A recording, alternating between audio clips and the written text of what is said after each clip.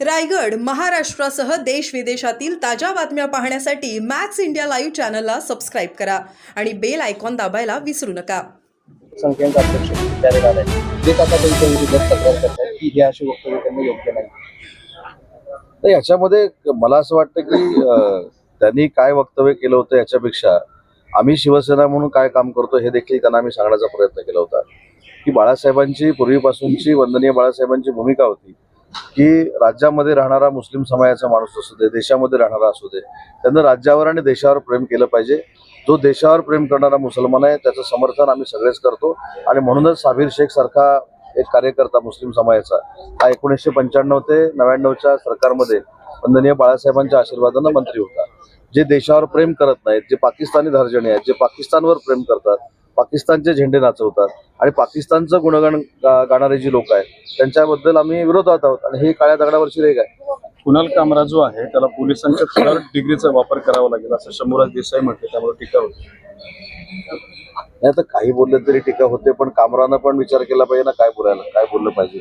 मला तर असं वाटतं की एकनाथ शिंदे साहेबांवर त्यांनी टीका केली हा भाग जरा आपण बाजूला जर ठेवला कदाचित तुमचा गैरसमज असं झाला असेल की एकनाथ शिंदे साहेबांवर टीका केली म्हणून आम्ही आक्रमक झालो. ते तर 100% आक्रमक झालेलोच आहोत, परंतु त्याची प्रवृत्ती बघा. अर्थमंत्री देशाच्या निर्मला सीतारामन एक महिला आहेत, त्यांच्यावर घाणेरड्या भाषेत त्यांनी टीका केलेली आहे. सुप्रीम कोर्टावर जी टीका केली हे जर आपण बघितलं आणि वाचलं तर आपल्याला देखील आश्चर्याचा धक्का बसेल. आनंद महिंद्रा असतील, मुकेश अंबानी असतील यांच्यावर देखील त्यांनी टीका केलेली आहे. 1-2 विमान कंपन्यांनी त्याला त्याच्या लायकीप्रमाणे विमानात घ्यायचं नाही असा देखील निर्णय घेतलेला आहे. अशा विकृत व्यक्तीचं समर्थन करणं ही महाविकृती आहे आणि म्हणून मला असं वाटतं की शंभूराजांनी ऍक्शनला दिलेली ती रिॲक्शन. केरळ फंड त्याला दिला जातो असा सुद्धा आरोप येतो आणि राहुल गांधी आरोप केलेला 4 कोटी रुपये त्याच्या खात्यात परदेशातून जमा. आरोप म्हणण्यापेक्षा ही वस्तुस्थिती आता साबित व्हायला सुरुवात झालेली आहे. त्याच्यामध्ये असलेली कमेंट, त्याची वागण्याची पद्धत आणि म्हणून काल देखील आम्ही सांगितलं की बाबा शिंदे साहेब याबद्दल आमची भूमिका ही स्पष्ट आहे की तिच्या वडिलांनी हायकोर्टामध्ये पिटिशन दाखल केलेलं आहे. त्या पिटिशनमध्ये जे त्यांच्याकडे एव्हिडन्स असतील, जे पुरावे असतील ते कोर्टामध्ये ते सादर करतील. पोलिसांनी काय रिपोर्ट दिलाय त्याच्यापेक्षा त्यांनी रिपोर्ट दाखल केल्यानंतर कोर्ट जे काय आदेश सरकारला देईल त्या पद्धतीनं आम्ही कामकाज करू आणि पुढे जाऊ. परत गोगावला असं म्हणतात सुनील तटकरे यांनी विधानसभा निवडणुकीत स्नेहल जगताप यांना मदत केली होती, या मदतीची परतफेड म्हणून राष्ट्रवादीत पक्षप्रवेश देण्यात आला. भरतशेठ गोगावले हे आमचे नेते आहेत, रायगडचे मंत्री आहेत. त्यांच्या निवडणुकीला नक्की काय झालं हे आमच्या दोघांपेक्षा तेच चांगलं सांगू शकतात. त्यामुळे त्यांच्याशी चर्चा केल्यानंतरच, कारण ते राष्ट्रवादी काँग्रेस पक्षाचे प्रदेशाध्यक्ष आहेत, त्यांच्यावर बोलणं उचित ठरेल. संजय राऊत काही वेळापूर्वी असं म्हणाले की शिंदे गटाला अमित शहाच्या पलीकडे देश दिसतच नाही. मला असं वाटतं की एनडीएचे नरेंद्र मोदी साहेब आणि अमित शहा साहेब हे लीडर आहेत. माननीय एकनाथ शिंदे साहेबांच्या नेतृत्वाखाली आम्ही काम करत असताना केंद्र शासनानं अमित भाईंकडे जे प्रस्ताव आम्ही दिले त्याला केंद्र शासनानं भरीव निधी आम्हाला उपलब्ध करून दिला. त्याच्यामुळे केंद्रामध्ये लिडरशिप ही नरेंद्र मोदी साहेबांची, अमित शहा साहेबांची आहे. आम्ही शिवसेना आणि भाजप युतीमध्ये आहोत, त्याच्यामुळे महायुतीचे नेते म्हणून आम्ही त्यांचा निश्चितच आदर करतो. वाघ्या कुत्र्याच्या समाधीचा वाद पेटला. काल उद्धव ठाकरे म्हणाले की या संदर्भात समिती नेमून निर्णय घ्यावा, मात्र संभाजी ब्रिगेड म्हणते की 1 मेच्या आसपास आम्ही ते काढणार वाघ्या कुत्रा. तर कोण काय म्हणतं याच्यापेक्षा काल सांगण्यापेक्षा अगोदरच शासन म्हणून आम्ही सगळ्यांनीच असं सांगितलंय की त्याबाबत इतिहासकारांचं म्हणणं जाणून घेतलं पाहिजे, तज्ज्ञांना विचारलं पाहिजे. संभाजीराजेंनी आमच्या माहितीप्रमाणे एक पत्र माननीय मुख्यमंत्री महोदयांना दिलेलं आहे. मुख्यमंत्री महोदय इतिहासकारांशी चर्चा करतील.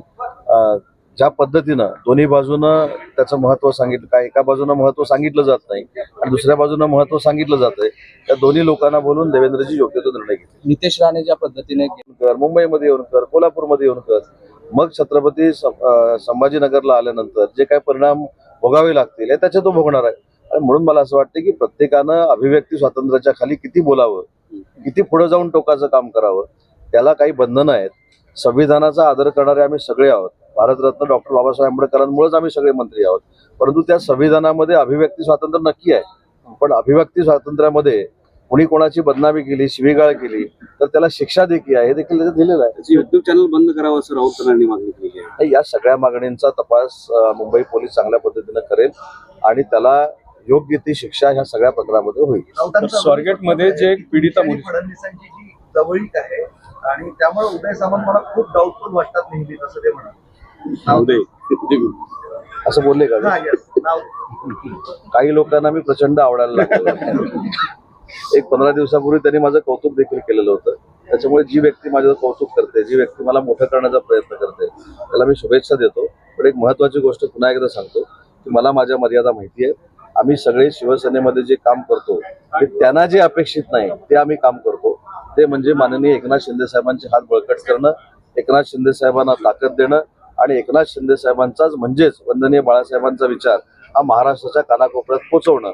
त्याच्यामुळे मला असं वाटतं की अशा हे कसं हे शाळेत आम्ही इथेच एकदा सांगितलं होतं, हे शाळेमध्ये जे आपण भांडणं लावतो ना, हा त्याच्याकडे बघितलं नाही म्हणून तो नाराज झाला, हे असले सगळे राजकीय अपरिपक्वता आहे. त्याच्यामुळे असल्या बोलण्यानं माझ्यामध्ये आणि शिंदे साहेबांमध्ये किंवा माझ्या सहकाऱ्यांमध्ये कधीही तेढ निर्माण होणार नाही. हे पुन्हा एकदा छत्रपती संभाजीनगरमध्ये मी सांगतो. एक गंभीर विषय हा जो उपक्रम केलेला आहे तो अतिशय महत्वाचा आहे आणि हा नुसता राज्याच्या दृष्टीनं नाही, देशाच्या दृष्टीनं महत्वाचा आहे.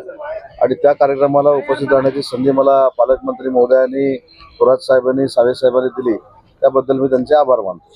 तर दिशा सालीन प्रकरणामध्ये एक नवीन अँगल समोर आलेला आहे. मालवणी पोलिसांनी एक क्लोजर रिपोर्ट दाखल केला होता. त्यामध्ये दिशा साली यांनी आत्महत्या केल्याचं स्पष्ट होतं आणि त्याचबरोबर तिची स्वतःची आर्थिक बाबींमुळे तिने आत्महत्या केली. तिच्या वडिलांचे एक्स्ट्रा पोलीस अधिकारी, तपास अधिकारी वारंवार अत्याचार कसा झाला हेच विचारतात. हे पत्र मला असं वाटतं की प्रधान सचिवांना लिहिलेलं व्हायरल झालेलं आहे. त्याच्यामुळे या पत्राची नक्की चौकशी केली गेली पाहिजे. अशा पद्धतीची वस्तुस्थिती असेल तर त्याच्यामध्ये जे कोण असतील, मी काय सांगतो, चौकशी करून जर कोण असतील तर त्यांच्यावर गुन्हे दाखल झाले पाहिजेत आणि अशा पीडित महिलेला न्याय दिला पाहिजे. पण या सगळ्या प्रकरणाची चौकशी झाली पाहिजे आणि तसे आदेश देखील मुख्यमंत्री आणि दोन्ही उपमुख्यमंत्र्यांनी दिलेले आहेत. सुदर्शन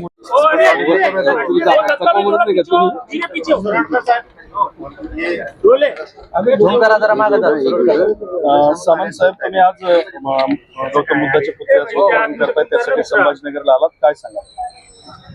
हा आमच्या सगळ्यांच्या दृष्टीनं आनंदाचा क्षण आहे, ज्याने शांततेचा आणि अहिंसेचा संदेश संपूर्ण जगाला